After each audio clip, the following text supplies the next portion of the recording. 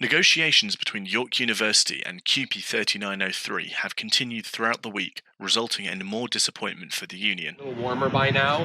As you can see, it isn't. No, as it currently stands. Right, as it currently snows. So the weather's been bad enough, but the behavior from the public is getting increasingly erratic and violent. Right. We actually had a picketer hit by a car yesterday. Hit by a car? Yes, I have. People have largely forgotten what picket lines are for and what picket lines are about. And also, there's a lot of people that any minor inconvenience becomes something, it escalates extraordinarily fast. And we're trying to get our message out there. We hand out flyers, but, we would have absolutely let through the person from yesterday, but they didn't even give us a chance to talk to them.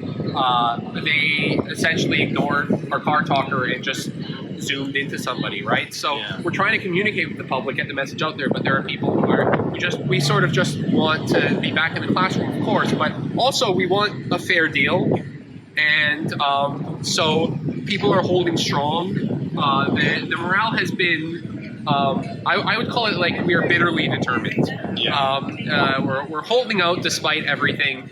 And, everyone would love to be back, but no one is willing to simply give up the strike and everything that we've been fighting for without just a fair deal. That's all we're asking for, really, is just like a fair deal, enough that, up to 70% of us are using food banks for the Unit 1 TAs. They lock us in at 10 hours a week. And we're often not allowed to have other jobs due to the contract. So the most we can make are from those 10 hours a week that we work, right? So, and then of course the second trick is this. Almost every TA puts in more hours than we're actually paid for. So you go work unpaid then? Yes, so it's essentially wage theft. If, for instance, I'm an English TA, they may tell me, well, you have 10 to 15 minutes to mark each essay. Well, some of these essays are 10 plus pages. How is it possible in 10 to 15 minutes to read the essay, let alone give adequate comments? They get the same amount of hours regardless of whether we're marking midterms. Sometimes we're marking final essays and exams at the same time because they pile up. There's an essay due at the end of the course, there's a final exam, all of it ends up in our hands, and it's, well, you have till the end of the month to mark it because you're not getting paid into May. So ultimately it ends up taking significantly longer than the 10 hours we're allotted. And the thing is, I think people wouldn't mind as much if we were given a fair deal and we were paid a bit more and, wage theft be damned, essentially, right? It feels as if we're constantly pushing against significantly worse conditions, right? So really it would just be easier if we had enough to survive on. When you're starving, it's really hard to do the work you need to do for your students, right? When you're going into the classroom and you haven't eaten, for instance, that's very difficult, right? So, but even aside from that, York is also constantly pushing against even what we have already had. For instance, there are proposed plans to kill most of the Gen Ed humanities courses, which supplies a lot of the TA ships, and replace them with enormous 500 student online courses, in which case each TA, instead of having 20 to 40 students, would have, I believe the estimate was around 180 students. This is, significantly worse conditions. And of course, our teaching conditions are the students' learning conditions. If I struggle to do my 40 essays in time, how is 180 essays even a possibility? Well, it isn't, but the idea is cut back on the TA positions. They want less of us, and they're constantly finding us at every turn. So the answer is, if we did get a fair deal, yes, it would be easier to cope with these things, but it's as if we're always fighting for our lives. And that's what we're doing during this strike. It's not that we're fighting for more, it's that we're fighting for our lives. The thing is, York has the advantage in terms of communication because they have all your email addresses. Yeah. They have also banned us and sent legal threats for TAs that were using listserv to contact their students. They said that we're not allowed to because we're on strike, and they actually sent legal threats to cease and desist. Yes, this is a real thing. Really? That actually happened. Yeah, not that they'll tell you in their newsletter that they did this, because of course it would look extraordinarily bad. Yeah. So they're preventing the union from reaching the students. That is their that is absolutely correct, and that's part of their strategy. Yeah. Part of their strategy is to avoid culpability and to avoid the students from understanding that really the administration has all the cards. They have the money. They could give it to us if they want to. They simply do not want to. Yeah. And they would rather have a protracted strike, and they would rather weaponize the students against the their own TAs, their own teaching staff, in a way that fundamentally attempts to sort of break down the ties that we have, which they simply do not have at all, right? I mean, students are referred to on their documents as basic income units. I don't think that any of our asks are outrageous,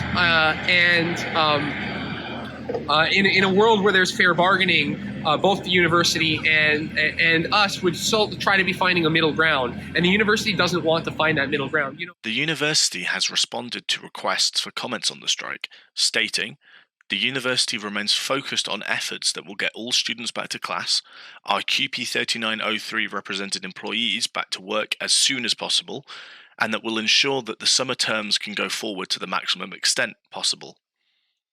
With the continued labour disruption, we know many students have been receiving a lot of information and still have many questions, particularly around course completion, as well as how the situation impacts plans for finishing the term. York is committed to providing regular and up-to-date information that can help navigate the impacts the labour disruption is having on students. I know talking to people on the picket line, there's been a lot of people who said that, I don't really want to be striking anymore. I'm doing a large delay in my education. This is not financially viable for long periods of time. I think they're excited that if we could get people together to vote that way at the meeting, because I don't think the meetings are as populated as they were when the strike first was voted to occur.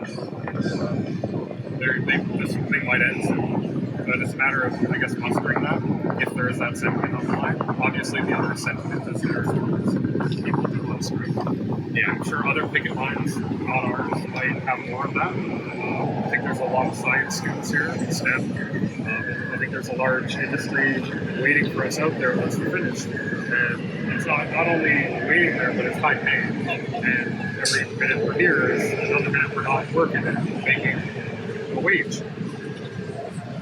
Yeah, so I guess that's what separates CUPE from like other unions, right? Like I said, we had the TTC come and support us on Wednesday. But, the TTC is where, you might work for life, possibly, right? Whereas, I guess TA union, it's like, they're a contract faculty who have to keep renewing their contracts. My heart goes out to them for sure, because, it's really, like, job security is really an issue for them. So, I think, I really feel for them, but as far as TAs goes, it's like it's more of a transient thing. It's like we're not going to be lifers at the university. It's we're here to get skills and then get on with our lives. So. So the delays are really hurtful on that side of things. I've heard that when it came to actually voting to go on strike, vast majority of us, TAs, obviously not itself, but the contract faculty didn't want to go on strike. They could continue with their jobs and have that job security. And I was just wondering whether you feel like there's any tension in the union between the contract faculty who didn't want to strike and the TAs that did.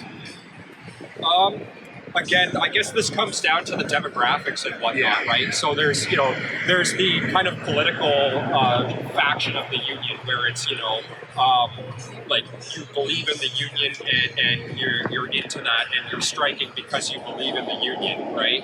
But then there's kind of the practical side of things where, like we were saying, it's like we want to get on with our lives and things like that. Different departments have different Union's website saying that because the union's alone in the multi-party arbitration, they're trying to isolate you and shame CUPE 390 sorry, 3903, but so you don't feel like there's been much pressure? I mean, So I mean, there's two perspectives here, right? The Yeah. perspective, we want more wages. University's perspective, we can't pay necessarily those wages. Yeah. And it's like both parties are going to play the politic game of like, all right, well, they said that, they're Yeah. not coming to the table, they're not coming to the table, and it's chest puffing. Yeah, It's seems chest to me puffing. that it's all what he said. Yeah, it's one of those things where like both sides just don't want to budge an inch because they don't want to look weak, right? It's like, Yeah. oh well, if we give them an inch, they'll take a mile, and both sides are saying that. And so, as far as shaming us goes, I mean, I guess some of the propaganda out there, if you want to call it, there's you can read on Reddit or any of those sites. They'll say, oh, CUPE 3903 is a more radical union compared to other unions, and I don't really know the truth of it, to be honest with you. It's just you gotta sort through the information storm. 20 hours a week for picketing, right? Yeah. We both have research.